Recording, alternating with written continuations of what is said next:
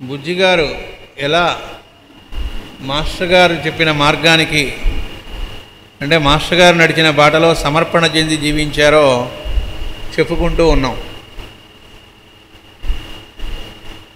ఏమండి, వాళ్ళందరూ అలాంటి సమర్పణ బుద్ధితో జీవించగలిగారు. మనకు కూడా అలా ఉంటే బాగుంటుందనేటువంటి కోరిక అయితే ఉంటుంది, కానీ అప్పుడు మనం కూడా అలాంటి తరింపు స్థితిలో ఉంటాము. అలా తరించాలంటే ఏం చెయ్యాలి? ఎవరమైనా కోరుకోవాల్సింది మనం తరించాలి, మన ముముక్షుత్వం పొందాలి, మోక్షం పొందాలి. కొంతమందికి ఆ కోరిక ఉంటుంది పాపం. అంటే లోకంలో ఇళ్ళు కావాలి, మేడలు కావాలి, ఆస్తులు కావాలి, బిడ్డలు పైకి రావాలి, ఇలాంటి కోరికలు మాత్రమే కాకుండా కొంతమందికి మోక్షం కావాలనే కోరిక ఉంటుంది. మాస్టర్ గారు ఏమన్నారంటే, ఒక గుళ్ళోకి వెళ్ళి పిల్లవాడు అక్కడ భజనం ఏదో జరుగుతూ ఉంటే ఎదురు చూస్తూ ఉంటాడట. వాడు ఎందుకు ఉంటాడంటే ఆ చివరిచ్చే పటిక బెల్లం కోసం, అక్కడ పెట్టేటువంటి ఆ తీపి పదార్థం ఏదో ప్రసాదం ఇస్తారు కదా, దానికోసం చేరతాడట. అక్కడే కొంతమంది పెద్దవాళ్ళు వస్తారట, వాళ్ళు కొంతమంది మనశ్శాంతి కోసం వస్తారట, ఇంకెవరో వాళ్ళ పెళ్ళి కావాలనో ఆ చిట్టా చాలా ఉంటాయి, రకరకాల వాటి కోసం వచ్చేవాళ్ళు ఉంటారట. అలాగే వాళ్ళు ఏమనుకుంటారంటే ఆ పిల్లవాడిని చూసి, వీడు పిల్లవాడు పిచ్చివాడు, ఏదో పాపం వాడు ఏదో పటిక బెల్లమును అదే అరటిపండు కోసం వచ్చాడు అంటే వీళ్ళదేదో చాలా పెద్ద కోరిక ఉన్ను, అది చాలా చీప్, చాలా చిన్నది, ఏముంది అది, ఇది కూడా పెద్ద విషయమా అని. అలాగే ఈ మోక్షం కోసం వచ్చిన వాళ్ళు ఈ మిగతా వాళ్ళని చూసి, వీళ్ళు ఏదో పనికిమాలిన విషయాలకు వచ్చారు, ఇది కదా అసలు కోరుకోవాల్సింది, కోరదగింది, అది తప్పు కూడా కాదు, మోక్షం కోరుకోవటం అనేటువంటిది తరించాలి అని. మా శ్రీకే గారు ఏమన్నారంటే, ఆ పటిక బిల్లం కోరుతున్నవాడు ఎలాంటి వాడో మోక్షం కోరుతున్నవాడు కూడా అంతే అన్నారు. ఇద్దరూ ఒకటే అని చెప్పారు. వీడికి పటిక బెల్లం గొప్పది, వాడికి మోక్షం గొప్పది, రెండూ ఒకటే అన్నారు. ఎందుకంటే అసలు మోక్షం అంటూ ఏమి ప్రత్యేకంగా లేదు. ఇదేంటండి ఈ షాక్ ఏమిటి? వేదంలో ఎక్కడ మోక్షం అనే పదం లేదట అసలు. ఈ మోక్షం అనే కాన్సెప్ట్ ఏమిటి అంటే అది మనం పెట్టుకున్నదే అన్నారు. కాబట్టి ఎవడైనా వచ్చిందనుకున్నా వాడనుకున్న మోక్షం వచ్చిందేమో కానీ అది మోక్షం కాదన్నారు. మరీ దారుణంగా ఉన్నాయండి ఈ దెబ్బలు, ఆయన చెప్పే మాటలు. మరి అట్లయితే అసలు ఇంతకీ తరించే మార్గం లేదా? తరించాలనుకోవటం తప్ప? తరించాలంటే ఎట్లా? తరించడం అంటే చనిపోవటం కాదు. సినిమాలో చూపెట్టినట్టుగా వాడు పడిపోవటం, నేల ఉరగటం, వాడిలోంచి ఒక దీపం పోయి అక్కడ ఉండేటువంటి విగ్రహంలోకి వెళ్ళటం, అదిగా తరించడం అంటే. ఏదో సినిమాల్లో మనకు అర్థం కాకుండా ఉంటుంది కాబట్టి ఏదో సింబాలిక్గా ఆయన అందులో ఐక్యమయ్యాడు. ఐక్యమవడం అంటే చనిపోవటం అని కాదు. అట్లయితే ఎవరైనా చెయ్యం కూడా. ఏంటంటే చనిపోవటమా, బాడీ వదిలేయటమా? వద్దులేయండి, ఏదో బాడీలో బాగానే ఉన్నాం, అదే బెటర్ లాగా ఉంది అనిపిస్తుంది. మాస్టర్ గారు భాగవత రసప్రకాశంలో చెప్పినటువంటి ఒక చోట చెప్పిన మాట, తాను తరింపవలనని జ్ఞప్తియున్నవాడెవడునూ తరింపడు. ఇదేంటండి, ప్రపోజల్ ఉండాలని ఉదయం చెప్పారు కదా, కాబట్టి మేము తరించాలి అని ప్రపోజల్ చేస్తే అలా తరించాలని అనుకున్నవాడు, అది గుర్తున్నవాడు తరింపడా అంటే తరింపడు అన్నారు. ఇంకా చెబుతున్నారు, అతడు గొప్ప సాధకుడు కావచ్చు కానీ తన సాధనకు తానే కేంద్రము. అంటే ఏంటో చెబుతున్నారు, తాను తరింపవలనను బుద్ధి స్వలాభ బుద్ధి యగు స్వార్థమే యగును. నేను తరించాలి అనేది కూడా స్వార్థమేట. దానిని సమర్పణ చెయ్యని వాడెవ్వడూ తరింపడు. ఆ స్వార్థాన్ని కూడా విడనాడాలట. నేను తరించాలి, నేను ముక్తిని పొందాలి అనేటువంటి భావనను కూడా సమర్పణ చెయ్యాలిట. సరే చేద్దాం అని పొరపాటున మనకు అనిపిస్తుందేమో. నెక్స్ట్ వాక్యం చెబుతున్నారు, సమర్పణ చేయుదమనుకున్నను అనుకొనుట పోదు గనుక సమర్పణ జరగదు. ఏంటండి, ఎక్కడ చిక్కుముళ్ళు ఇంకా పెంచుతున్నారు కానీ ఆన్సర్ ఇవ్వట్లేదు. తరించాలని గుర్తున్నవాడేమో తరించడంటున్నారు, అది కూడా స్వార్థమే అంటున్నారు. కాబట్టి దాన్ని కూడా, ఆ స్వార్థాన్ని కూడా విడనాడి నేను తరించాలనే భావాన్ని కూడా సమర్పణ చేయాలంటున్నారు. సరే సమర్పణ చేద్దాం అనుకుంటున్నావు కాబట్టి అక్కడ సమర్పణ జరగదంటున్నారు. ఇంకెట్లా అండి? ఇంకా చెబుతున్నారు, దేవుని వేషమున తానే తన మనస్సున పగటి వేషగాడై నిలబడి సమర్పించుకొనుటయు పుచ్చుకొనుటయు చేయును గనుక సమర్పణ జరగదు. అక్కడ వీడు సమర్పించుకుందాం అనుకుంటుంది వీడి మనస్సుతో కదా, కాబట్టి వీడే ఇచ్చి పుచ్చుకోవడం జరుగుతుందిట. అక్కడ దేవుడి వేషంలో ఉండే పగటి వేషగాడు వీడేట. ఎందుకంటే వీడి మనస్సు అక్కడ ఉంది కదా, మనస్సు ఉంటే మనం ఉంటాం, వాడు ఉండడు. ఒకటే సీట్ ఉందిట, హృదయం అనే కుర్చీ హృదయంలో. దానిలో మనమా వాడా, ఇద్దరిలో ఒకళ్ళేట. నేను తరించాలి లేదా నేను సమర్పణ చేస్తున్నాను అంటూ ఉంటాం. గురువుగారికి సమర్పణ చెందామండి అన్నామంటే అవ్వలేదని అర్థం. సమర్పణ చేసుకున్నవాడు చేసుకున్నానని గుర్తుండదు, సమర్పించుకోవడం అనేటువంటిది చేశానని కూడా గుర్తుండదు. ఆ సమర్పణలో జీవించడం మాత్రం ఉంటుంది. ఇందాక చెప్పుకున్న బుజ్జిగారులాగా. ఇంకా చెబుతున్నారు, అలా పగటి వేషగాడిగా వీడే ఇచ్చుకోవడం పుచ్చుకోవడం రెండు చేస్తూ ఉంటాడట. ఒక వేషంలో జీవుడిగా, ఒక వేషంలో దేవుడిగా. కాబట్టి సమర్పణ జరగదుట. మరి ఇంకెలా అండి? ఒక్కటే మార్గం ఉందిట. మహనీయుల మూర్తులను నారాయణుని మూర్తిగా ముచ్చటపడి ధ్యానింపవలెను. అంటే ఎట్లట మనం తరించే మార్గం ఏంటిట? మహనీయ మూర్తులైనటువంటి వాళ్ళనే సాక్షాత్ నారాయణమూర్తిగా ముచ్చటపడి ధ్యానించవలను. ఆ ధ్యానించడం అంటే మొక్కుబడిగా అల్లా, ముచ్చటబడి అన్నారు. అంటే దానిలో మనం రమించగలగాలి. అది చెప్పుకుంటూ ఉంటే ఎంతో మనకు టైం తెలియకుండా మనం అంటూ లేకుండా దానిలో ఉండగలిగేటువంటి స్థితి రావాలి.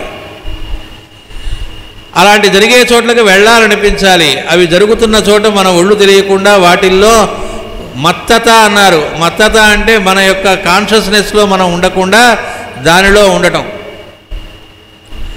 ఆ రకమైనటువంటి దివ్యోన్మత్తత అంటారు. ఆ ఆనంద స్థితిలో ఉండగలగటం, దాని యందు ఇష్టత కలగటం ఉండాలిట. వారి సద్గుణముల యందు అభిలాష కలిగి వర్ణింపవలెను. అలాంటి మహనీయమూర్తుల్లో ఉండేటువంటి సద్గుణాల్ని అభిలాష కలిగి వర్ణింపవలెను. అప్పుడు అప్రయత్నముగా సమర్పణ జరుగును. సమర్పణ అనేటువంటిది అది ఎప్పుడు జరిగినా అప్రయత్నంగా జరుగుతుంది. అప్పుడు మాత్రమే సమర్పణ జరుగుతుందిట. సమర్పించునట్టి మనస్సు తన యందు మేల్కొని ఉన్నంత వరకు సమర్పింపదు. మనస్సు మేల్కొని ఉన్నంతకాలం నేను సమర్పిద్దాం అని మనస్సులో ఉందిట అంటే మన మనస్సు ఉంది. మన మనస్సు మేల్కొని ఉన్నంతకాలం సమర్పణ జరగదు. మనస్సును మోసగించి అది లేనప్పుడు సమర్పణ జరుగునట్లు మార్గము తీర్చిదిద్దుకొనవలనే కానీ సమర్పణ సంకల్పము వలన కాదు. మనస్సును మోసపుచ్చాడట. అంటే మనస్సు మనల్ని మోసపుచ్చుతోంది కానీ మనస్సునే మోసపుచ్చేసింది మనకెక్కడిదండి. కానీ ఇక్కడ ఏం చెబుతున్నారు? మన సంకల్పం ఉన్నప్పుడు సమర్పణ జరగదు. ఎందుకంటే మనం ఉంటాం, మన మనస్సు ఉంటుంది, మన మనస్సే మనం అనుకుంటున్నాం కాబట్టి అది లేనప్పుడు ఆ సమర్పణ జరుగుతుందిట. అలాంటి మార్గం తీర్చిదిద్దుకోవాలి అంటున్నారు. అది ఎట్లా? ఊరికినే వదిలేయట్లా, దాని ఆన్సర్ ఇస్తున్నారు ఎట్లా అనేటువంటిది. అంతకుముందు సమర్పణ జరిగిన వారి సాంగత్యము ఆవశ్యకము. ఎప్పుడుట ఆ స్థితిలోకి మనం వెళ్ళగలిగేది? ఆల్రెడీ సమర్పణ జరిగిన వారు అంటే అయస్కాంతంగా మారిన వాళ్ళ యొక్క సాన్నిధ్యము మనకు ఉంటే ఇనప ముక్కలాగా ఉన్న మనం కూడా అయస్కాంతంగా మారటానికి స్కోప్ ఉంటుంది. ఇంతేకాదుట, వారి సాంగత్యమును సమకూర్చిన వారిని కూడా నారాయణుని మూర్తులుగా తెలియవలెను. కేవలం ఆ మహనీయ మూర్తుల యొక్క ఆ సమర్పణ చేసినటువంటి వాళ్ళ యొక్క సాంగత్యమే కాకుండా ఆ సాంగత్యాన్ని మనకు కల్పించిన వాళ్ళు ఉంటారు. ఎవరో ఒకళ్ళ ద్వారానే కదా వాళ్ళ పరిచయం మనకు కలిగేది.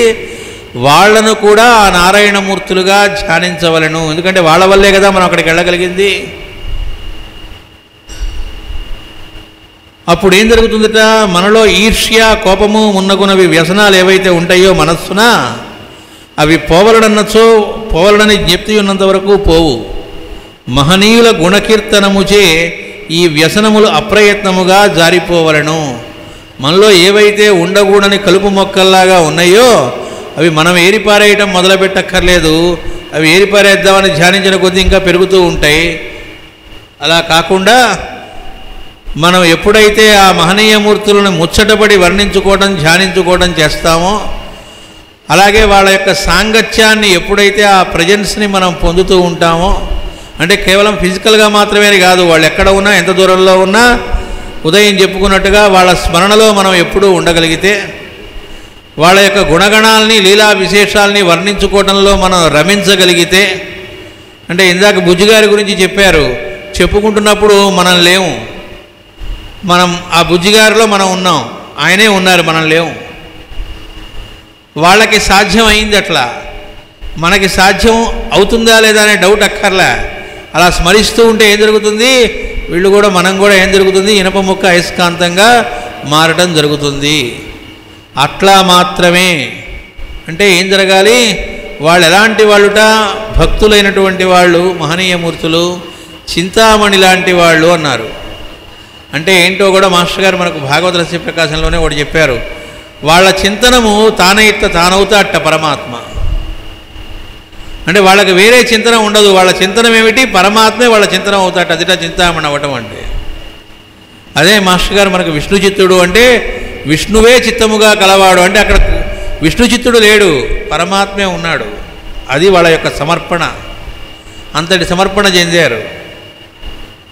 అంటే భౌతికంగా భూలోకంలో, మానవలోకంలో, కలియుగంలో మన మధ్య పుట్టినటువంటి గోదమ్మ తల్లి, మనలాగే పుట్టినటువంటి ఒక మానవకాంతగా అవతరించినటువంటి ఆవిడ ఆ సమర్పణ బుద్ధితో భగవంతుణ్ణి, పరమాత్మని భర్తగా పొందగలిగింది. అంతటి సమర్పణ బుద్ధి ఆవిడికి కలగటానికి కారకుడెవరు, ఆ సాన్నిధ్యం ఎవరిది, తండ్రిదే, ఆయన భాగవతమూర్తి కాబట్టి. అంతేకాదు ఆ భాగవత జనులే కాదు, వాళ్ళ దగ్గర ఉండేటువంటి, వాళ్ళ అనుసరించి జీవించేటువంటి వాళ్ళు, మనకు వాళ్ళని పరిచయం చేసి, అంటే వాళ్ళ మార్గంలో నడవడానికి ప్రయత్నిస్తూ ఉన్న వాళ్ళు ఎవరైతే ఉన్నారో వాళ్ళు మనకు కూడా ఇదిగో అక్కడ మహనీయుడు ఉన్నాడు, ఆ మాధుర్యాన్ని నువ్వు కూడా చవిచూద్దుగానే విరా అని మనల్ని పరిచయం చేసి తీసుకెళ్లేటువంటి వాళ్ళు ఉన్నారే, వాళ్ళను కూడా నారాయణమూర్తులుగా తెలియవలెను అన్నారు. ఇక్కడ ధ్యానించవలను అనలే, తెలియవలను. అంటే వాళ్ళు సాక్షాత్ నారాయణమూర్తులే గుర్తుపెట్టుకో అని. ఇందాక మధ్యాహ్నం లంచ్ అయిన తర్వాత అక్కడ మన లక్ష్మణదాస్ గారు నాకు ఒక విషయాన్ని తెలియజేశారు. ఏమనంటే, రామానుజాచార్యుల వారు అలా ఒక గ్రామం నుంచి ఒక గ్రామానికి యాత్రగా వెళుతూ ఉన్నప్పుడు ఓసారి ఒక గ్రామంలోని వాళ్ళు ఎవరూ కూడా ఆదరించటం కానీ, పిలవటం కానీ, భిక్ష ఇవ్వటం కానీ, వీళ్ళకు ఒక ఆశ్రయం ఇవ్వటం కానీ ఏమీ చేయలేదట. అంతటి సాక్షాత్తు ఆదిశేషుని అవతారం ఆ మహనీయుడు వస్తే చాలు మా గ్రామానికని అందరూ ఎదురు చూస్తున్న రోజుల్లో ఆశ్చర్యంగా ఒక గ్రామవాసులు అసలు ఎవరు పిలవలేదట. పిలవకపోతే శిష్యులనే వాళ్ళకి చాలా బాధ కలిగిందిట. ఏంటిది, ఏంటి ఇట్లా జరిగింది అనుకుంటూ ఉంటే గురువుగారు ఆవేశపడద్దు అన్నారట. వాళ్ళు పిలవలేదు కాబట్టి ఆ ఊరిలోకి ఎంటర్ కాలేదట. సరే ఇంకో ఊరికి వెళ్ళిపోయారా, వెళ్ళలేదు. వాళ్ళు వచ్చిందే అందరినీ బాగు చేయడానికి, మమ్మల్ని గౌరవించారా లేదా అనేటువంటి చూసుకోవడానికి కాదు. కాబట్టి ఆ ఊరి చివర ఉండిపోయారట. ఉండి ఏం చేశారట, ఆయన శిష్యుల్లో ఎవరెట్లాంటి వాళ్ళు ఆయనకి తెలుసుగా. కాబట్టి వాళ్ళల్లో దాశరథి అని ఒక శిష్యుడు ఉన్నట్ట. ఆ శిష్యుణ్ణి ఆ ఊరి మీదుగా ఒక నది ప్రవహిస్తూ ఉందిట పక్కగా. ఆ ఊరి చివర ఉన్న నదిలోకి వెళ్ళి నువ్వు అదిగో నీ పాదాలని ఆ నదిలో అలా పెట్టి ఉంచు అన్నారట. అంతే, ఆ శిష్యుడు అలా పెట్టి ఉంచాట. ఎంతసేపో చెప్పలేదు కదా, పెట్టే ఉంచాడు. అలాంటి శిష్యుడు వారం రోజులు అలా పెట్టి ఉంచాట. ఏంటి, ఎవరు పెట్టింది? రామానుజాచార్యుల వారి శిష్యుల్లో ఒక శిష్యుడు తన కాళ్ళు రెండు తీసుకెళ్ళి నదిలో పెట్టి కూర్చున్నాడు. అది ఇంక వేరే చేసింది ఏం లేదు, ఒక వారం రోజుల పాటు. ఆ వారం అయిన తర్వాత ఆ ఊళ్ళో వాళ్ళు పరుగు పరుగున వచ్చి, అయ్యా క్షమించండి మా తప్పును, పరమ భాగవతోత్తములు మీరు వస్తే మేము ఇట్లా తప్పుగా ప్రవర్తించాం, మీరు రావాల్సింది, ఇన్నాళ్ళకి మాకు జ్ఞానోదయం కలిగింది, వచ్చి మమ్మల్ని అనుగ్రహించవలసింది గ్రామంలోకి అని రిక్వెస్ట్ చేశారట. అంటే ఏంటిట, ఎందుకు వాళ్ళలో ఆ మార్పు వచ్చిందిట అంటే, భాగవతమూర్తుల్ని సేవిస్తున్న శిష్యుడు కదా అతను, సమర్పణ చెందిన శిష్యుడు. అతని పాదముల యొక్క ధూళితో కలిసిన నది నీళ్లు వాళ్ళు స్వీకరించారు. వారం రోజులుగా వాళ్ళ ఊర్లో నుంచి ప్రవహించినాయి కదా, అవి ఆ జలములు గురలేటప్పటికీ వాళ్ళలో మార్పు వచ్చిందిట. అంటే ఈ ఉదాహరణలన్నీ కూడా ప్రత్యక్షంగా జరిగినవి. అంటే ఇవి మాటి మాటికి వేటిని తెలియజేస్తూ ఉన్నాయి, పరమ భాగవతమూర్తులే కాదు, వాళ్ళని సేవిస్తూ వాళ్ళ దగ్గరికి మనల్ని తీసుకెళ్ళినటువంటి వాళ్ళు కూడా నారాయణమూర్తులే. అందుకే చెబుతారు, మాస్టర్ గారు అంటారు, ఏ జతకాళ్ళు పట్టుకున్నా నువ్వు తరిస్తావు, ఆ పట్టుకోవడం నీకు తెలియాలి అన్నారు. అవతలవాడు అసలు ఎలాంటి వాడైనా పర్లేదన్నారు. ఇంకా ఎక్స్ట్రీమ్ చెప్పారు, ఒకవేళ వాడు నిజం మంచి అంత మహానుభావుడేం కాదు, చాలా మామూలు వాడండి, అయినప్పటికీ నువ్వు గనక నారాయణమూర్తిగా భావించి నిజంగా పట్టుకుంటే నువ్వు తరిస్తావు. ఎవరు పట్టించుకున్నాడో అతను ధరించకపోవచ్చు, మామూలు వాడైతే అవ్వచ్చేమో కానీ నువ్వు తరిస్తావు, ఎందుకంటే నీలో సమర్పణ ఉంటే. కాబట్టి అల్టిమేట్ ఏమిటి అంటే మనకు గనక అలాంటి సమర్పణ బుద్ధి కలిగితే, కలగాలంటే మార్గం ఏమిటి? మన కాంప్లెక్స్లు తెగాలి లోపల. ఏమిటి? ఇంకొకటిలో ఉండేటువంటి కళ్యాణ గుణములు, ఎవరిలో మంచి గుణాలున్నా ఆ కళ్యాణ గుణాలన్నీ పరమాత్మవే, ఎవరిలో నుంచి అవి వ్యక్తమవుతున్నప్పటికీ అని చెప్పారు మాస్టర్ గారు. కాబట్టి నోరారా వాటిని కీర్తించుకోగలగాలి, ముచ్చటబడి మరల మరల కీర్తించుకుంటూ ఉండాలి. అప్పుడు ఏం జరుగుతుంది? మనలో ఏవి క్షాళనం కావాలో అవి క్షాళనం కావటం, మన మనస్సు అనేటువంటిది మాయమై అప్రయత్నంగా సమర్పణ బుద్ధి కలగటం, మనం కూడా ఆ ఎవరి గురించి చెప్పుకుంటున్నామో ఆ రకమైనటువంటి స్థితిలోకి మనం కూడా మేల్కాంచడం జరుగుతుంది.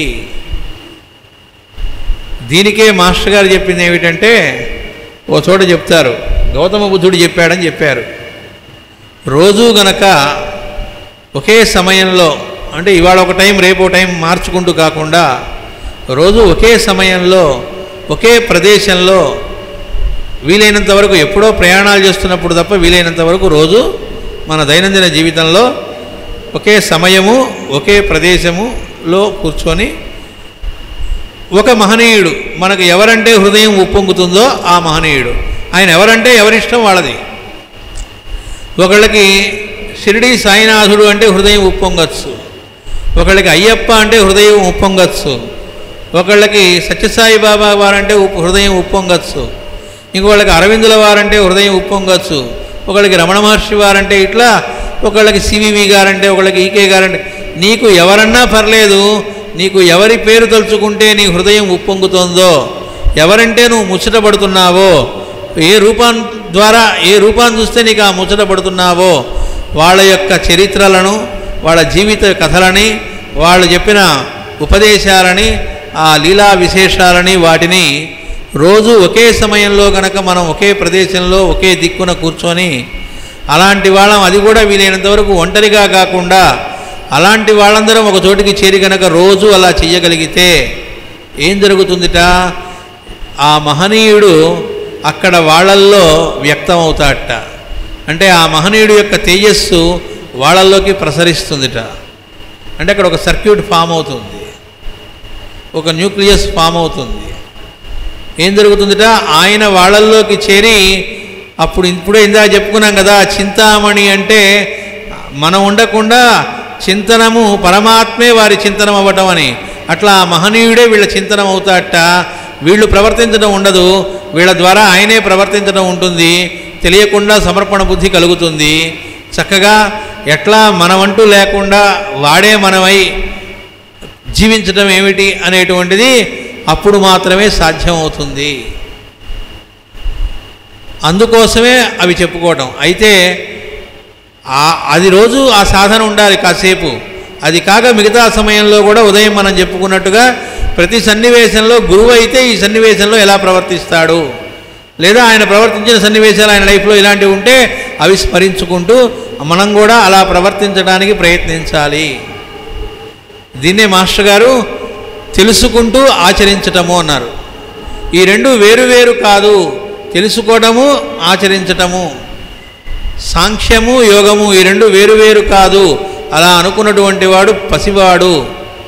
కాబట్టి రెండు ఒకటే, ఆ రెండు కలిపే అని భగవద్గీతలో చెప్పారు అని మాస్టర్ గారు తెలియజేశారు. మనం నడిచేటప్పుడు ఒక కాలు వేసిన తర్వాత రెండో కాలు వేస్తాం, మళ్ళీ ఈ కాలు వేసాక ఆ కాలు వేస్తాం, అప్పుడేగా నడక సాగేది హాయిగా. ఒక కాలు వేసి అదే కాలుతో అలా అలా వెళతామా? నొప్పి పుడుతుంది, వెళ్ళలేం కూడా. అందులో ఒక కాలు వేయటం అంటే తెలుసుకోవటం, రెండో కాలు వేయటం అంటే ఆచరించటం. తెలుసుకున్నది ఆచరణలో పెట్టడం చేస్తూ ఉంటే ఇంకా తెలుస్తూ ఉంటుంది. ఎక్కడి నుంచి తెలుసుకోవాలండి? మాకేమో గురువు కూడా ఎవరో తెలియదు, గురువు గారు వేరే ఊళ్ళో ఉంటే మాకు అంత ఇన్స్పిరేషన్ ఏం కలగదు. ఆయన ప్రత్యక్షంగా వస్తే అప్పుడన్నా కాసేపు గంట గురు పూజలకు వస్తే వస్తాం, అంతేగాని ఆయన రాలేదట అని తెలిస్తే మేము కూడా రాము. అలాంటి స్థితిలో ఉన్న మేము కూడా తరించాలంటే భౌతికంగా కనబడితే కానీ బాగుపడే స్థితిలో లేము. అలాంటప్పుడు ఎట్లా అంటే ఆ కాంప్లెక్స్లు తెగడానికే గురువు శంఖచక్రాలతోనో లేకపోతే గురువు పొద్దుగుక్కులు మనతో ఏం వెంట ఉండాల్సిన అవసరం లేదు, ఉండడం కుదరదు కూడా. ఎప్పుడు కూడా భౌతికంగా వచ్చినప్పుడు ఎప్పుడు పాసిబిలిటీ ఉండదు అందరికీ అవైలబుల్గా. అప్పుడు ఏమిటి మార్గం అంటే మన చుట్టూ ఉన్న వాళ్ళలో ఉండే మంచి గుణాలని మనం గుర్తించటం, గుర్తెరగటం, వాటిని నోరారా కీర్తించుకోవటం చెయ్యాలి అన్నారు. నా భార్యలో మంచి గుణాలు లేకపోతే నా మొగుళ్ళోనా, మిగతా వాళ్ళలో చూడగలను కానీ నా మొగుళ్ళు అయితే అసలు చూడలేను, లేకపోతే మిగతా వాళ్ళలో చూస్తే నా పక్కింటి వాళ్ళలో చూడలేను, మిగతా అందరినీ నేను వాసుదేవ స్వరూపం కాబట్టి ట్రై చేస్తాను కానీ నా అత్తగారిలోనా నాన్ సెన్స్, లేకపోతే నా ఆడపడుచులోనా, ఇట్లా అనిపిస్తూ ఉంటుంది. ఆ కాంప్లెక్స్లు మనలో తెగాలి అన్నారు. ఆ తెగటం కోసం ఏం చేయాలి? అందుకే ఎవరిలో మంచి గుణాలు కనబడ్డా అది వాళ్ళవి కాదు, వాళ్ళలో ఉన్న పరమాత్మే అలా వ్యక్తమవుతూ ఉన్నాడు. వాటిని నోరారా కీర్తించుకోగలగటం అనేటువంటిది చేతవ్వాలి అన్నారు. అలా ప్రతి వాళ్ళలో ఉండే మంచినే అలా నెమ్మదిగా చుట్టం జరుగుతూ ఉంటే వీళ్ళ జాతకంలో గ్రహాలు ఎక్కడ ఏమున్నా అవి ఏవి పనిచేయవు. అక్కడ పనిచేసేది గురువు యొక్క అనుగ్రహమే పనిచేస్తుంది, భగవద్ అనుగ్రహం పనిచేస్తుంది. గ్రహముల కన్నా రామానుగ్రహ బలిమి మిన్నా అన్నారు త్యాగరాజస్వామి. ఏమండి మరి అంతటి గొప్పవాడు త్యాగరాజస్వామి కూడా కొనియాడినటువంటి గోపన్న భద్రాచల రామదాసు మరి అంతగా రాముణ్ణి నమ్ముకుంటే జైలు పాలయ్యాడు కదండి. ఈయనకు కనబడకుండా తానీషా దగ్గరికి వెళ్ళి కనబడి వాళ్ళు ఇచ్చారు, అక్కడ ఇచ్చి ఈయన విడిపించారు తప్ప వీళ్ళకి డైరెక్ట్గా అంత తొందరగా ఏం తేలిగ్గా దర్శనం కూడా ఇవ్వలేదు కదా. చాలా నానా అగచాట్లు పడ్డాడు కదా. అదేమిటండి అంటే అది సరి అయిన సమర్పణ కాదు గనుక అన్నారు పరమగురువులు. అదేంటండి అంత మాట అన్నారు భద్రాచల రామదాసు విషయంలో? ఆయనలో సమర్పణ బుద్ధి లేదా అంటే ఎవరిది ఇచ్చాడు? ఆ ట్యాక్స్ డబ్బులన్నీ ఎవరివి, ఎవరికి చెందవలసినవి? ఒక మంచి కార్యక్రమానికి అయినప్పటికీ తనది కాని సొమ్మును, రాజుగారికి చెందవలసిన సొమ్మును తాను ఖర్చు పెట్టి గుడి కట్టిస్తే అది సమర్పణ ఎలా అవుతుంది? కనుక ఆయన ఆ శిక్షణ అది అనుభవించవలసి వచ్చింది. పైగా ఏమనుకున్నాడు? వాళ్ళది ఇచ్చాననుకుండా కాకుండా నేను ఇచ్చాననే భావన కలిగింది. ఎవడబ్బా సొమ్మని ఇదంతా వేసుకొని కులుకుతున్నావయ్యా అని పాడాడు ఆయన. రాముడు అడిగాడా చేసి పెట్టమని? ఇన్ని చింతాకు పథకం చేయమన్నాడా, ఇంకోటి చేయమన్నాడా? ప్రజల సొమ్ము ప్రభుత్వానికి చెందవలసిన దాన్ని తీసుకొని ఆయన ఇచ్చి పోనీ వాళ్ళది ఇచ్చామని కూడా కాకుండా నేను ఇచ్చాననే భావన కలిగింది. అంటే ఇది చెప్పడంలో ఉద్దేశం ఏమిటి? ఇది పరమగురువులే కోట్ చేశారు ఈ ఇన్సిడెంట్ని.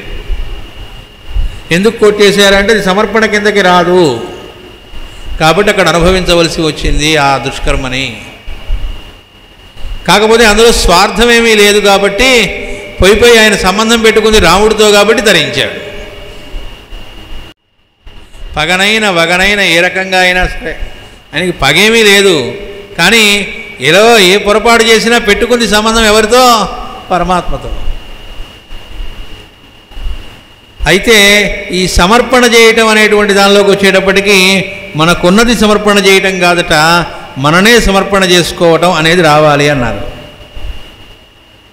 మనని సమర్పణ చేసుకోవడం అంటే అర్థం ఏమిటి? ఇండివిజువాలిటీ, నేను అనేటువంటిది పోగొట్టుకోవటం అన్నారు. ఇగో అది కట్టు కావాలి అన్నారు. నేను చేస్తున్నాను అనేటువంటిది పోయి, ఇందాక చెప్పారు కదా బుజ్జిగారు ఒక్కసారి కూడా నా వల్ల ఈ కేసుకి ఇలా తగ్గింది అని ఎక్కడా చెప్పుకోలేదు. ఒకవేళ ఏమండి ఇలా కేసు తగ్గింది కదా అని అంటే మాస్టర్ గారి దయ వల్ల వాళ్ళకి తగ్గిందో అనేది తప్ప ఒక్కసారి కూడా నా వల్ల అని ఎక్కడా చెప్పలేదు ఆయన. అంతేకాదు ఒకసారి గుంటూరు రామనామ క్షేత్రంలో గురు పూజలు జరుగుతూ ఉంటే ఆయన రిసెప్షన్లో ఉండేవాళ్ళు కాబట్టి అందరూ అయిందనుకున్న తర్వాత రిసెప్షన్లో ఉండే వాలంటీర్స్ కూడా మిగతా అందరూ టిఫిన్ చేసి వచ్చి కూర్చున్న తర్వాత అప్పుడు ఆయన ఉపాహారానికి వెళ్ళేవాళ్ళు. ఉపాహారం 7:30కు మొదలైతే ఆయన ఉపాహారానికి 9:30కో వెళ్ళేవాళ్ళు. ఆ చివరగా ఆయన వెళ్ళి ఉపాహారం తీసుకొని మళ్ళా బయలుదేరి 10 గంటలు అవుతూ ఉండగా మళ్ళీ రిసెప్షన్ కౌంటర్లో కూర్చోడానికి వస్తూ ఉండగా నేను స్టేజీ మీద ఏదో బుక్స్ ఇనాగరేషన్ ఉంటే దానికి సంబంధించినటువంటి ఇనాగర్ చేసేటువంటి ఆవిష్కరించే పుస్తకాలని ప్యాకెట్లు కట్టి బుక్స్ కౌంటర్లో ఉంచుతారు. వెళ్ళి అవి తెచ్చుకోవాలి. ఏదో పొరపాటున వాళ్ళు తెచ్చిన వాటిలో ముందే తెచ్చి ఇచ్చేశారు మాకు. స్టేజీ మీద ఒక బుక్ది మాత్రం పొరపాటున మిస్ అయింది. అది అక్కడ ఉందని తెలిసింది. అందుకని గబగబా పుస్తకావిష్కరణ ఉంటుంది, ఆ పుస్తకాలు తెచ్చుకుందామని స్టేజీ దగ్గరకు వచ్చిదే బుక్ స్టాల్ దగ్గరకు వచ్చి ఆ ప్యాకెట్ తీసుకొని వెళుతూ ఉన్నా. మనందరికీ తెలుసు రామనక్షత్రంలో కోనేరుకు బావి పక్కన ఓ బావి ఉంటుంది. కరెక్ట్గా ఆ బావి ప్రాంతం దగ్గర నేను ఇటు నుంచి అటు వెళ్తూ ఉన్నాను. ఆయన టిఫిన్ చేసి అటు నుంచి ఇటు వస్తూ ఉన్నారు. ఆయనతో పాటు కొత్తగా BHMS చేసిన కొంతమంది యంగ్ డాక్టర్స్ ఆయన చుట్టూ ఒక 5-6 ఉన్నారు. ఆయన అలా నడుస్తూనే ఏదో హోమియో విషయాలు ఏదో చెబుతూ ఉన్నారు. వాళ్ళు శ్రద్ధగా వింటూ వస్తున్నారు. ఇంతలోకి నన్ను చూపెట్టారు. అక్కడ ఎదురుపడ్డ నన్ను చూపెట్టి ఏదో చెబుతున్నారు. ఆయన ఏం చెబుతున్నారో నాకు వినబడలేదు. సరే నేను హడావుడిగా వెళ్ళిపోయాను. నన్ను చూసి నవ్వుతూ ఏదో చెప్పారు. ఒకటి అర్థమైంది, ఆయన ఏదో చెబుతున్నారు నన్ను చూపెట్టి అని అర్థమైంది. అదేంటనేది నాకు ఐడియా లేదు. సరే వేదిక మీదకి వెళ్ళాను. కార్యక్రమాలన్నీ అయిపోయి మధ్యాహ్నం సంకీర్తన అయిపోయి అంతా అయిపోయి నేను స్టేజీ మీద తర్వాత మధ్యాహ్న కార్యక్రమాలు ఏంటో అనౌన్స్ చేసి భోజన విరామంలో కిందకి దిగేటప్పటికి 1:50 అయింది. ఆ రోజున దిగి అన్నపూర్ణాలయంకి వెళదామని చెప్పి నడుస్తూ ఉంటే వెనక ఎవరో నన్ను ఫాలో అవుతున్నట్టు అనిపించింది. చూస్తే ఒక 2-3 కుర్రాళ్ళు ఉన్నారు. వాళ్ళందరూ కూడా యంగ్ డాక్టర్స్ అన్నమాట. ఉదయం బుజ్జిగారి పక్కన కనబడ్డ వాళ్ళు నాకు. వాళ్ళు నెమ్మదిగా నన్ను చూసి నాకు వాళ్ళతో పరిచయం లేదు, వాళ్ళకి లేదు. అందుకని నెమ్మదిగా అలా దగ్గరకు వచ్చి నమస్తే సార్, మీరు ఎక్కడ చదివారండి హోమియోపతి, ఏ కాలేజీలో చదివారు, ఏ ఊళ్ళో అని అడిగారు. నాకు అర్థం కాక నేను హోమియో డాక్టర్ని ఏం కాదండి, నేను ఏ కాలేజీలో చదువుకోలేదు, నేను అసలు హోమియోకి సంబంధం నాకు లేదు, హోమియో పేషెంట్ని అంతవరకే అన్నా. వాళ్ళు ఏమీ నమ్మలే. అలా కాదండి, ప్లీజ్ చెప్పండి మీరు ఎక్కడ చదివారు, ఏ ఊళ్ళో చదివారు, ఏ కాలేజీ, ఎక్కడ మెడికల్ కాలేజీ హోమియోపతి అని. ఇదేంటి నేను కాదని చెబుతుంటే వీళ్ళు ఇలా అంటారు, నేను డాక్టర్ని కాదయ్యా అని అంటే, లేదండి మాకు బుజ్జిగారు చెప్పారండి అంటే, మీరు దాచలేరు మీరు అన్నట్టుగా అన్నారు. ఏం చెప్పారు అన్నా అంటే, ఇందాక చూపెట్టి ఏదో చెబుతున్నారుగా, ఏం చెప్పారు అన్నా.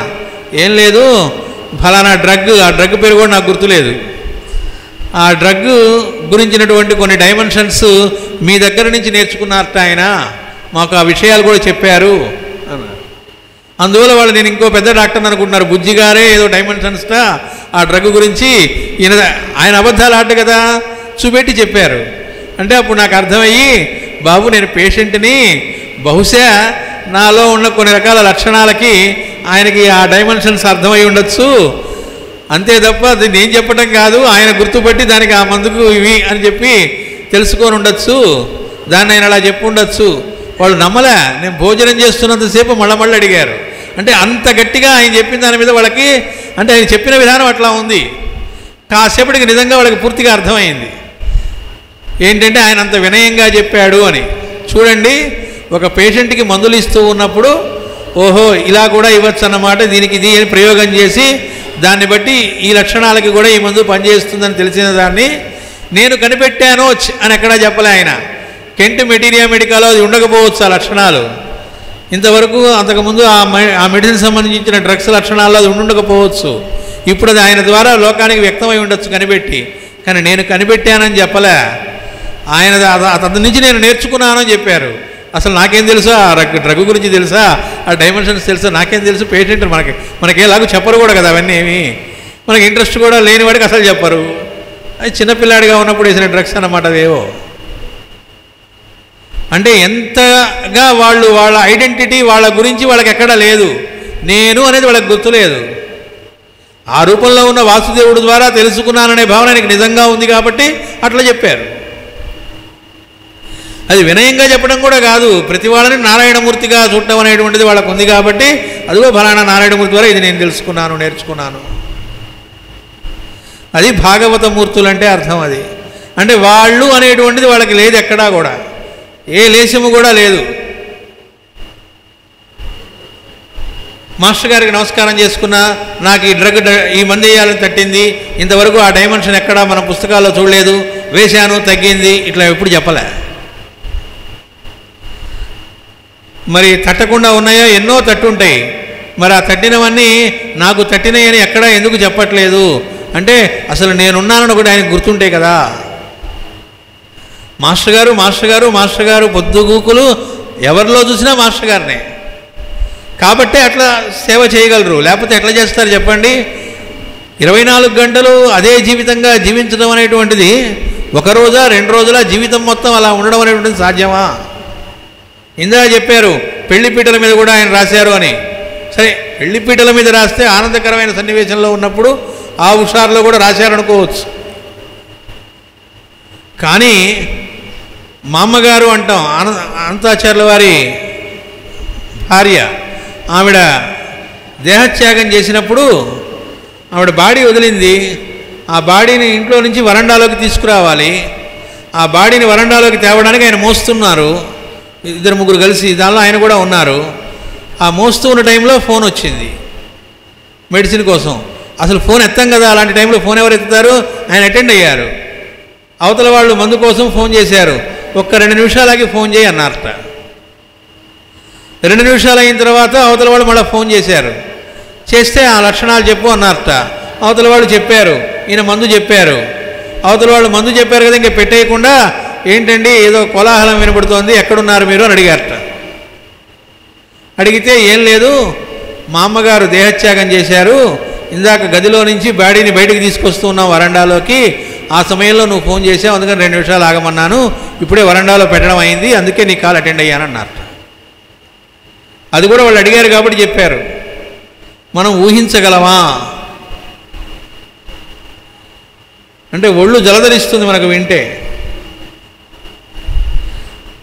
మనం చాలా బిజీగా ఇంట్లో ఉన్నాం అనుకున్న టైంలో ఫోన్ వస్తే ఎంత చిరాకు పడతాం.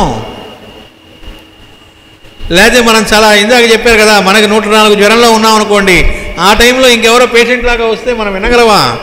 నేనే దస్తూ ఉంటే ఇప్పుడు ఏంటంటాం? అమ్మగారు అనేవాళ్ళట, మాస్టర్ గారికి 104 జ్వరం వచ్చిందట ఒకసారి ఈకే గారికి. ఈయనకి తగ్గాలంటే 105 జ్వరం ఉన్నవాడు ఎవడైనా వస్తే ఈయనకి తగ్గిపోతుంది అన్నారట. అదిట ఆయనకి మందు.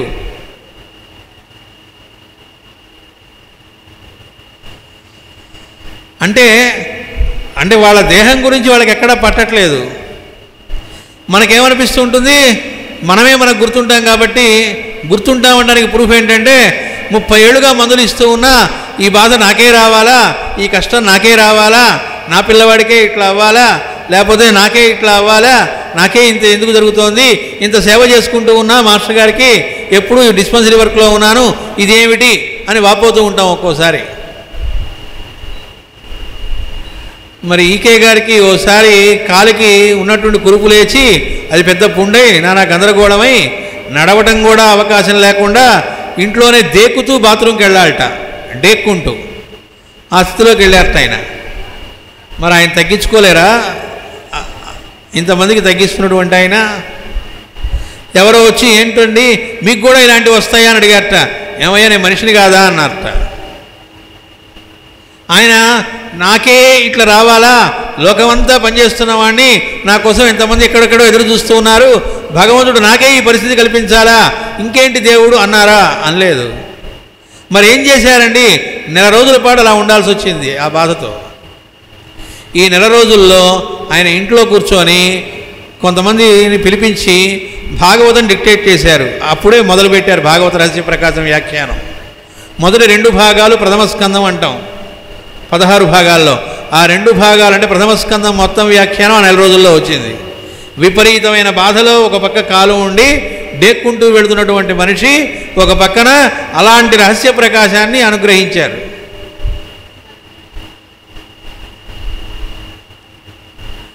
అంటే భగవంతుడి యొక్క కరుణ ఎలాంటిది, ఆయన లీలా విశేషాలు ఎలాంటివో అందులో తెలియజేస్తారు మనకి. దాన్ని ఎలా చెప్పారు?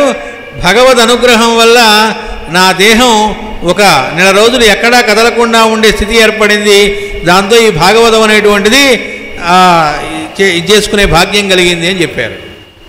దాన్ని పరమ భాగ్యంగా స్వీకరించారు, భగవంతుడు లీలగా స్వీకరించారు. కాబట్టి వాళ్ళ కళ్యాణ గుణాలు చెప్పుకోవటము, వాళ్ళని అనుసరిస్తూ అట్లాగే జీవిస్తూ ఉన్నటువంటి వాళ్ళవి చెప్పుకోవడం ద్వారా మాత్రమే మనలో వదిలి మనం కూడా అప్రయత్నంగా అలాంటి స్థితిలోకి ఎలివేట్ అవ్వటం అనేటువంటిది, హయ్యర్ మైండ్గా అవ్వటం అనేది, లోయర్ మైండ్ హయ్యర్ మైండ్ అవుతుందట. మన మనస్సు చేంజ్ అవ్వటం కాదట, మైండ్ చేంజ్ అవ్వటం కాదట అయ్యేది, మైండ్ హయ్యర్ మైండ్గా అవ్వటం అన్నారు మాస్టర్ గారు. దాన్ని అది ఎలివేట్ అవ్వటం అన్నారు. అంటే ఒక్కసారిగా ఇనుప ముక్కగా ఉన్నది అయస్కాంతంగా అవ్వటము అని. ఏది జరిగినా అలా భగవల్లీలగా వాళ్ళు చూడగలరా?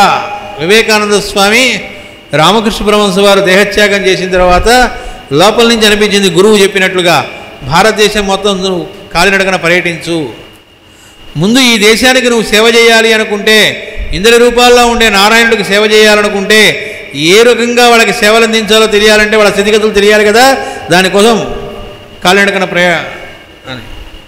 ప్రయాణం చేయని అది గురువే చెప్పినట్టుగా అనిపించింది. బయలుదేరాడు ఆయన. ఆయనకి డౌట్ ఏం లేదు, చెప్పింది గురువా నాకు అనిపించిందా? డౌట్ లేదు. ఎందుకంటే ఆయనంటూ ఆయన లేడు కాబట్టి, గురువే ఆయన చింతనమై ఉన్నాడు కాబట్టి బయలుదేరాడు. అలా కాలినడకన తిరుగుతూ ఉన్నప్పుడు ఒక రోజున ఎందుకో ఒక అరణ్య ప్రాంతం వచ్చిందిట. అరణ్యంలోకి వెళ్లకుండా అటు పక్క ఇంకో గ్రామంలోకి వెళ్ళొచ్చు, కానీ ఆ ఒక్కరోజు మాత్రం ఎందుకో ఆయనకి గ్రామంలోకి కాకుండా ఆ అరణ్యంలోకి వెళ్ళి కాసేపు ధ్యానం చేసుకుందాం అనిపించిందిట. సరే అరణ్యంలోకి వెళ్ళారట. ఓ ప్రశాంతమైన వాతావరణం కనబడిన చోట కూర్చొని అలా ధ్యానంలోకి వెళ్ళిపోయారట. మెడిటేషన్ మనం కూడా చేస్తూ ఉంటాం, కళ్ళు మూసుకొని. ఏంటి ఇంకా ఓం భూర్భువస్సుః చెప్పలేదు, చాలా టైం అయినట్టుంది, మన ధ్యానం అది. కానీ ధ్యానం అనేటువంటిది ఏంటిట, మనం చేసేది కాదు, అది వచ్చేది అని చెప్పారు. నిద్ర మనం పోతున్నామా, అది వస్తుందా? అది వస్తుంది, మనం పోవట్లే. మనం పడుకుంటున్నాం వెళ్ళి మంచం మీద, రావటం మన చేతిలో లేదు, అది వస్తుంది. ధ్యానం మనం చేసేది కాదట, అది సిద్ధించేది అన్నారు. మనకు మొత్తం 8 అష్టాంగములు చెప్పేదానిలో యమ నియమ ఆసన ప్రాణాయామ ధారణ ధ్యాన, ఆ ప్రత్యాహార ధారణ ధ్యాన సమాధానం ఉన్నప్పుడు మొదటి 4 మనం చేసేది, తర్వాత 4 మన చేతుల్లో లేవు, అవి వచ్చేవని చెప్పారు. ధ్యానం అనేది అది సిద్ధించేది, సాధించేది కాదు, అచీవ్మెంట్ కాదు, అది అకంప్లిష్మెంట్, అది వచ్చేది అనుగ్రహంగా. కాబట్టి ఆయన కూర్చోగానే ఆ స్థితిలోకి వెళ్ళిపోయాడు. ఆయన మళ్ళీ కళ్ళు తెరిచేటప్పటికి ఆయన ఉదయం 6 కూర్చున్నాడు అనుకోండి, తెరిచేటప్పటికి సాయంత్రం 6 అయ్యింది. సాయం సంధ్యా సమయం, ఆకలి దప్పులు లేవు, ఏమీ లేవు, ఆ ఆనందంలో అలా ఉండి అప్పుడు కళ్ళు తెరిచారు.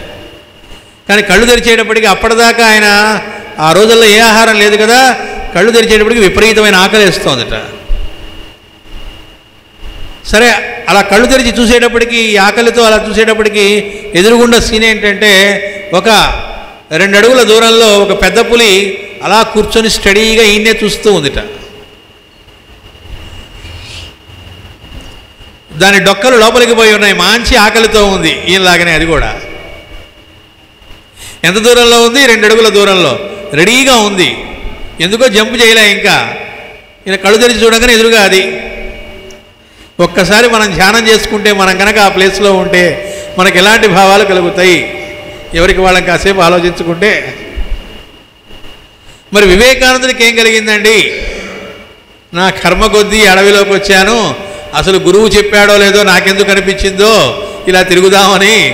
పోనీ అనిపించింది అనుకో, హాయిగా గ్రామంలోకి పోవచ్చు కదా, అడవిలోకి ఎందుకు వచ్చాను, ఈ ధ్యానానికి ఎందుకు కూర్చోవాలి, అంత ఉళ్ళెరకుండా ఆ ధ్యానం ఏమిటి, అయిపోయింది, ఈ రోజుతో కథ క్లోజ్ అనో. లేకపోతే గురువర్య నిజంగా నువ్వు ఉంటే,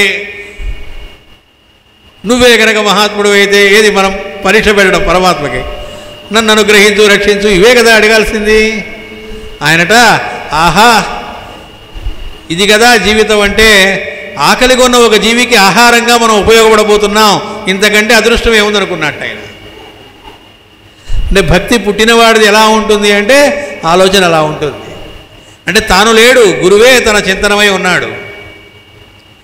ఈ మాట అనుకోగానే పులి ఊరుకోలే, 2 అడుగులు కూడా దాటి పూర్తిగా దగ్గరకు వచ్చేసింది. వచ్చి ఫేస్లో ఫేస్ పెట్టింది. గుండె పగలదండి, అక్కడ చూస్తేనే గుండె పగులుతుంది పులిని. ఉన్నట్టుండి ఆ ఎంట్రన్స్లో పులి వచ్చింది అని తెలిస్తే ఇక్కడ ఉంటామా, పరిగెత్తాం. అలాంటిది 2 అడుగుల దూరంలో ఉన్నది నడుచుకుంటూ నెమ్మదిగా వచ్చింది. ఎందుకంటే ఈలో నుంచి ఏ రియాక్షన్ లేదు కదా, పరిగెత్తడానికో దడుచుకోవడం ఏమీ లేదు. అది నడుచుకుంటూ వచ్చిందిట. వచ్చి మొహంలో మొహం పెట్టి చూసిందిట. అంతటితో ఆగలేదట. తన నాలుకతో ఆయన 2 చెంపల్ని నాకిందిట. ఒళ్ళు ఎలా ఉంటుంది అప్పుడు మనకి గగురు పడుతుంది. ఒకసారి నాకి తర్వాత కసకసారా అప్పుడు నవ్వినట్టు నవ్వుతుందేమో. ఆ తర్వాత ఏమనిపించిందో తెలియదు, అది వెనుదిరిగి వెళ్ళిపోయిందిట కాముగా. ఈయన ఎక్కడా సంకల్పం చేయలే రక్షించమని కానీ ఇంకోటి కానీ చేయకపోగా దానికి ఆహారం అవుతున్నాను, ఆకలి కొన్నదానికి ఇంతకంటే కావాల్సిందే ఉంది అనుకున్నాను. అంటే తాను లేకుండా గురువే గనక మన చింతనమై ఉంటే అది నిజమైన సమర్పణలోకి మన ప్రయత్నం లేకుండా అవ్వటం అనేటువంటి స్థితి వస్తుంది.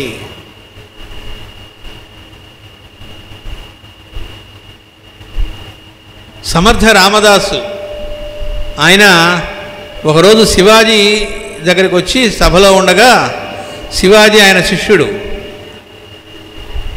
టకటకా వచ్చాడు. ఆయన చూస్తూనే, గురువు గారిని చూస్తూనే సింహాసనం నుంచి దిగ్గుమన లేచి అలా నడిచి కిందకి వచ్చి పాదాలకు నమస్కారం చేశారట. చేసి నించోగానే ఒక్క మాట కూడా మాట్లాడకుండా గురువుగారు ఈడ్చి చెంప మీద లాగి ఓడిచ్చారట. చక్రవర్తిని నిండు సభలో అక్కడున్న మిగతా సబార్డినేట్స్ ముందు, ఎంత గురువు అయితే మాత్రం పాటించాలి కదా నియమాల్ని, పైగా అతను వినయంగా వచ్చి నమస్కారం చేస్తే ఈడ్చి లెంపకాయ కొట్టారట. మనల్ని గురువుగారు పొరపాటున లెంపకాయ కొట్టారు అనుకుందాం, ఇక కనబడతాం, మళ్ళా పటం తిప్పేయం, లెంపకాయ కొట్టేదాకానే ఆగట్లేదే. అప్పుడు శివాజీ రియాక్షన్ ఏమిటి అంటే వెంటనే మళ్ళా నమస్కారం చేసి, అయ్యా అంతే వినయంగా ఉన్నట్ట, ఏం క్వశ్చన్ వేయలేదు, ఏం అడగలేదట. మళ్ళీ ఆయనే క్వశ్చన్ వేసాడట. ఎందుకు కొట్టానో తెలుసా? తెలియదండి. తెలుసుకోవాలా లేదా?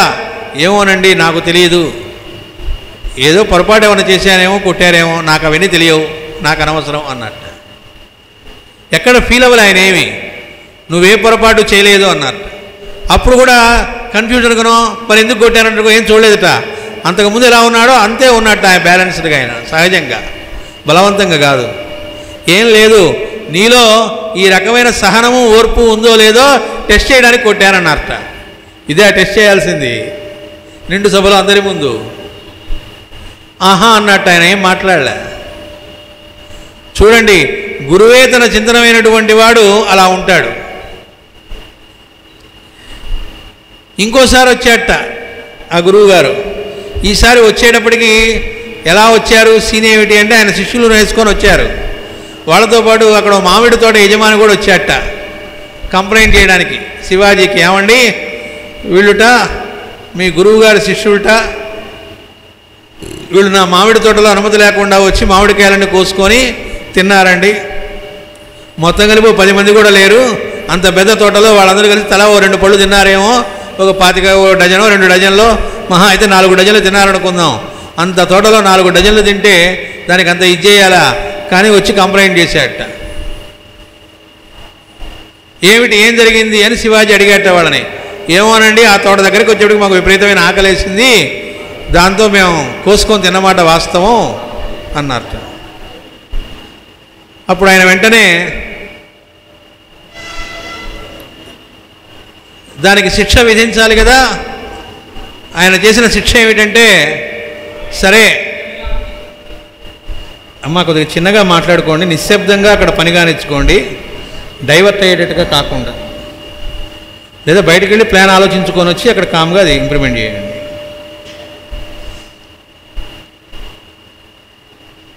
అయితే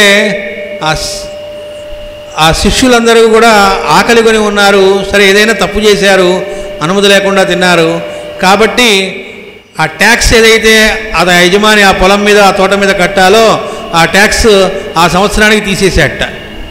ఎవరు? శివాజీ. అతనికి జరిగిన నష్టపరిహారం అన్నమాట. అది చూసి అప్పుడు గురువుగారు మెచ్చుకున్నారట. శభాష్, నువ్వు వాళ్ళని అతనికి కరెక్ట్గా పనిచేసావు, అలా చేయకుండా పార్షియాలిటీ చూపెడతావేమో అనుకున్నాను, అందుకే వాళ్ళకి ఆకలేసేట్టు నేనే చేశాను, అలా తినాలనిపించేట్టుగా కూడా నేనే చేశానని చెప్పారు. ఇంకోసారి వచ్చారట, వచ్చి ఏమోయ్ గురుదక్షిణ నాకేం చెల్లించవా అని అడిగారట. దిగ్గున లేచి నమస్కారం పెట్టి చెప్పండి ఏమి ఇవ్వాలన్నారట. నీ సామ్రాజ్యం మొత్తం నాకు ఇచ్చేయన్నారట. వెంటనే ఆ సింహాసనం మీద ఆయన కూర్చోబెట్టి సమర్పిస్తున్నాను, ఇది కూడా ఇచ్చేసాడట, మీ పాదదాసుణ్ణి. మరి ఇప్పటి నుంచి ఏం చేస్తావు అన్నారట. రాజ్యం మీకు ఇచ్చాను, ఇంకా నాకు అది మీది, మీరు ఇప్పుడు ఏం చెబితే మీ బంటుగా ఏం చేయమంటే అది చేస్తా అన్నట్ట. అప్పుడు ఆయన అన్నట్ట, ఇక నుంచి ఈ రాజ్యం నాది, ఈ రాజ్యంలో ఉండే వాళ్ళందరిలో నన్ను చూస్తూ సేవించుకో అన్నారట.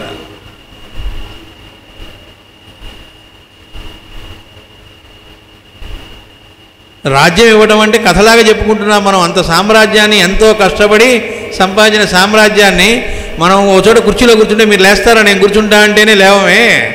ఓ ట్రైన్లో రిజర్వ్ నేను చేసుకున్న పక్కకి జరగమంటావేంటంటామే. లేదు గురు పూజలోనే మనకు అలవా ఓ చోట కూర్చుంటే ఏమంటే ఇప్పటిదాకా నేను కూర్చున్నాను, కొద్దిగా మీరు అక్కడ కూర్చుంటారా అని అడిగితే ఒక్కోసారి బలవంతంగా లేస్తే లేస్తాం, లేతే అటు కూర్చో అంటాం. కుర్చీనే ఇవ్వలేమే, టెంపరీగా కూర్చునే కుర్చీ మంది కూడా కాదు అది.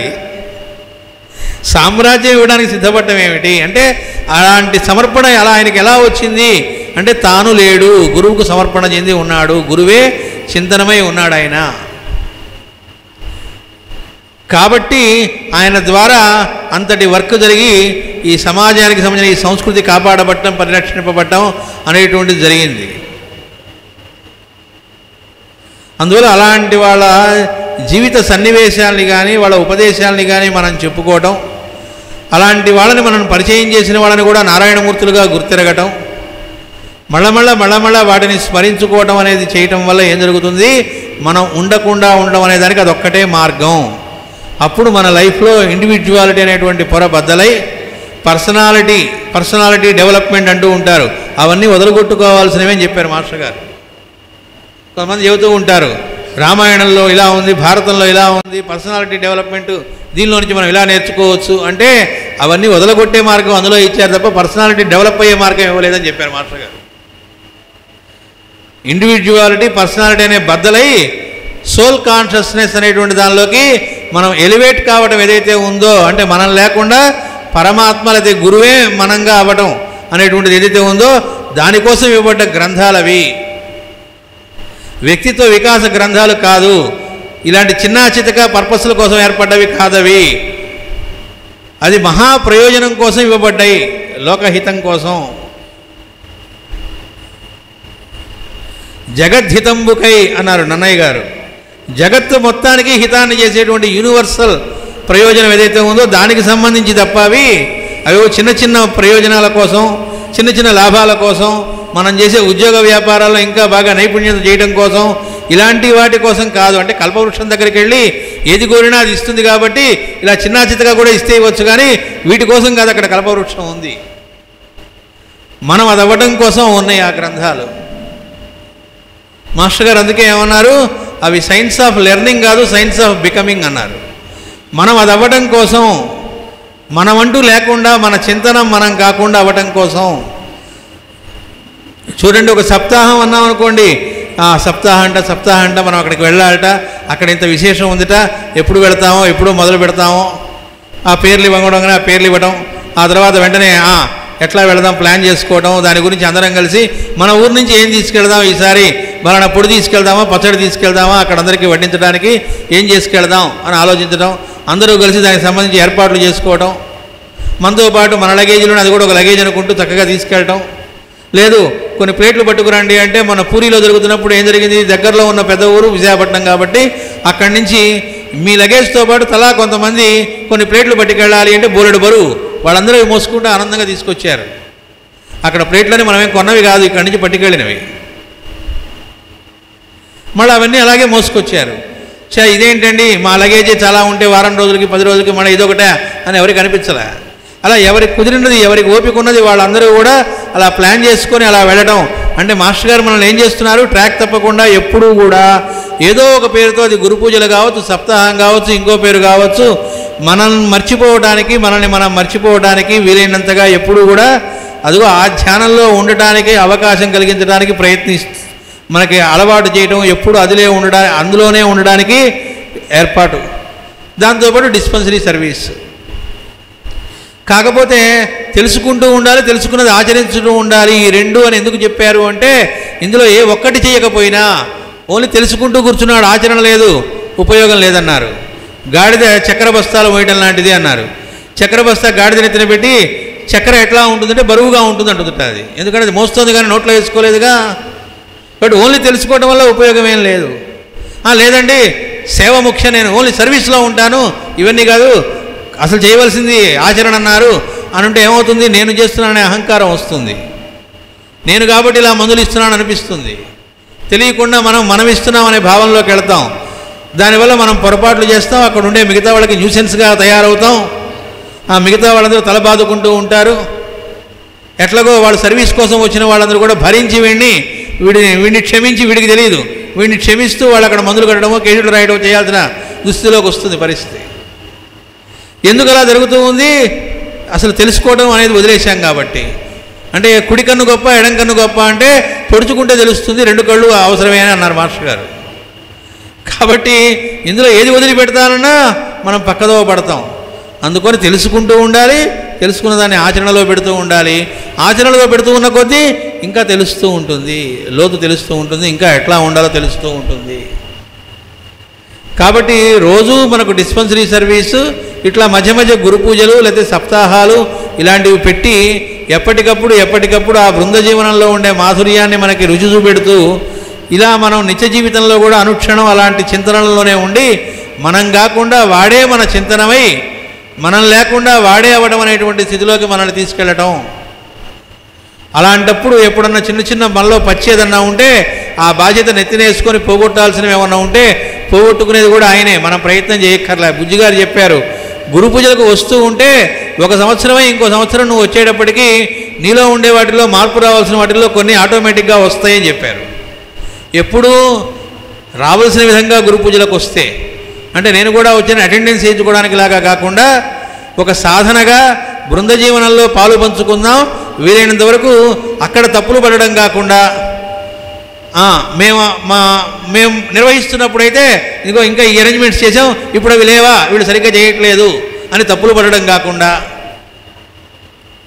మా సెంటర్లో అయితే మేము ఇంకా ఇట్లా గ్రాండ్గా చేసాం, వీళ్ళు చేయలేకపోతున్నారు అని అనకుండా, మనసులో కూడా అలాంటి భావన రాకుండా, అసలు లోపాలు చుట్టం అనేటువంటి భావన అసలు రానే రాకుండా, అక్కడ ఏమి ఏర్పాట్లు జరిగితే దాన్ని చాలా ఆనందకరంగా వాటిని మనం చేసుకుంటూ ఆ ఏర్పాట్లలో వీలైతే మనం కూడా భాగం అవుతూ, దీనిలో మళ్ళా ఆ ఆచరణ సరిగ్గా లేకపోతే ఏమవుతుంది? మా గురు పూజలు అనే భావన కూడా వస్తుంది. మా నెల్లూరు గురు పూజలు, లేకపోతే మా మచిలీపట్నం గురు పూజలు, లేకపోతే మా ఒంగోలు గురు పూజలు.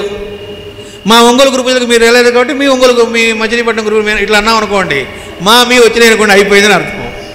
అవి గురు పూజలు, మా కాదు, ఆ ఊళ్ళో జరుగుతున్నాయి అంతేగాని మావి అనుకుంటే పొరపాటు. ఎప్పుడైతే మావి అనే మమకారం వచ్చిందో సంసారం చాలా చుట్టుకుంటాయి. మళ్ళా గురు పూజలు ఎవరివి? పరమ గురువులవి. మాస్టర్ సివివి గురు పూజా మహోత్సవాలను కదా మనం పాంప్లెట్ వేస్తోంది. ఎవరి ఆధ్వర్యంలో జరుగుతున్నాయి అక్కడ రాసుకుంటున్నాం కదా, అమ్మగారి దివ్య ఆశీస్సులతో లేదా వాళ్ళ వీడి ఆశీస్సులతో అంటే వాళ్ళు నిర్వహిస్తోంది, మనం పాల్గొంటున్నాం. చాలాసార్లు చెప్పారు, మనం చెప్పుకున్నాం, మన అనంతకృష్ణ గారు చెప్పారు, లక్ష్మణితుల వారు చెప్పారని. గురు పూజలు ఇలాంటి యజ్ఞ కార్యక్రమాలు ఏవైనా, సప్తాహాలు కానీ ఏవైనా కానీ హయ్యర్ ప్లేన్లో ముందు జరుగుతాయిట. ఎవరు జరిపిస్తారు? పరమ గురువులు. తర్వాత ఫిజికల్ ప్లేన్లో జరుగుతాయిట. ఇవి ఎవరు జరిపిస్తారట? ఇవి కూడా పరమ గురువులే జరిపిస్తారట. భౌతికంగా కూడా మనం అందులో పాలు పంచుకుంటుంటాము అన్నారు. అంటే ఎంతో జన్మల అదృష్టం ఉంటే ఇక్కడికి మనం రాగలగటం ఉంటుంది. ఫలానా కారణం వల్ల వస్తున్నాం, ఏంటంటే మమ్మల్ని ఆహ్వానించారండి కాబట్టి వస్తున్నాం, నా స్పీచ్ పెట్టారండి కాబట్టి వస్తున్నాను అంటే స్పీచ్ పెట్టకపోతే రాను అనేగా అర్థం. వాళ్ళు గురు పూజలకు పిలవలేదండి అంటే నువ్వు అతిథిగా వెళ్ళదలుచుకున్నావు అన్నమాట. అతిథులు ఎవరు లేరు గురు పూజల్లో. ఇందాక చెప్పారు కదా, అనంతకృష్ణ గారు రాలేదు కాబట్టి మేము రావట్లేదు అని చెప్పారు, నాకు డైరెక్ట్గా అని చెప్పారు ఇందాక ఆయన చక్రపాణి గారు. అంటే మనం ఎక్కడ జారిపోయామని అర్థం. అంటే గురు పూజలకి మనం రావడానికి ఇది కారణం అని ఏది ఉన్నా అయిపోయామని అర్థం. అంటే వాళ్ళు భౌతికంగా మాత్రమే ఉన్నమైన గురువు అనుకున్నా అంటే గురువు మనం అవమానపరుస్తున్నామని అర్థం. గురువు సర్వాంతర్యామి, ఒక దేహంలో లిమిట్ అయిన వాడు కాదు. మనమే మన గురువును తక్కువ చేసుకుంటున్నాం, పొరపాటు పడుతున్నాం, అర్థం కాలేదని అర్థం. వాళ్ళు ఎప్పుడూ ఉంటారు, భౌతికంగా కూడా వస్తే రావచ్చు, భౌతికంగా ఒక్కోసారి రాకపోవచ్చు. ఆ రాకపోవడం కూడా మనకు శిక్షణ ఇవ్వడానికి, అలవాటు కావడానికే. గురువు అనేవాడు కేవలం భౌతికం మాత్రమే కాదురా బాబు అని మనకు అర్థం కావడానికి ఒక్కోసారి వాళ్ళు ఇలా ప్రదర్శిస్తారు. ఒక్కోసారి ఏం చేస్తారు, వస్తారు, వచ్చాక జ్వరం వస్తుంది. ఆ జ్వరం వచ్చినప్పుడు గుంటూరు గురు పూజల్లో 2013లో 3వ రోజు గురు పూజలప్పుడు ఉదయం పూట మాస్టర్ గారికి గొంతు కొద్దిగా రఫ్గా అయింది. కారులో రామనామక్షేత్రం వస్తూ ఉంటే నాతో ఏమోయ్ గొంతు కొద్దిగా తేడాగా ఉంది, బహుశా ఉదయం ప్రవచనం నువ్వు చెప్పాల్సి రావచ్చు అన్నారు. వచ్చిన తర్వాత అనంతను పిలిపించారు. ఈ లోపల అనంత్ ఫోన్ చేశాడు, అంటే పణిగోపాల్ చేసి, మాస్టర్ గారికి గొంతు బాగాలేదు కదా, ఏమైనా మెడిసిన్ కావాలా అని. ఆ రుమెక్స్ 6 తెమ్మను 2 డోసులు అన్నారు. తీసుకొచ్చి అక్కడ కైలాష్కి ఇచ్చి వెళ్ళారు వాళ్ళు. కైలాష్ నాకు ఇచ్చాడు. నేను వెంటనే మాస్టర్ గారికి ఇస్తే ఆ టేబుల్ మీద పెట్టమన్నారు, పెట్టాను. ఇంతలోకి అనంతని కబురు పెట్టారు. అనంతని పిలిచి ప్రేయర్ నువ్వు చెప్పి వాడా అన్నారు. అంటే ఆయన గొంతు బాగాలేదు కదా. అప్పుడు అనంత్ అడిగాడు, మరి ప్రవచనము అన్నాడు. అంటే గొంతు బాగాలేదు కాబట్టి అడిగాడు. అది నారాయణ చెబుతాడులే అన్నారు. సరే అన్నాడు. ఆయన ప్రేయర్ చెప్పి వెళ్ళిపోయాడు. ప్రవచనం నేను చెప్పాలి.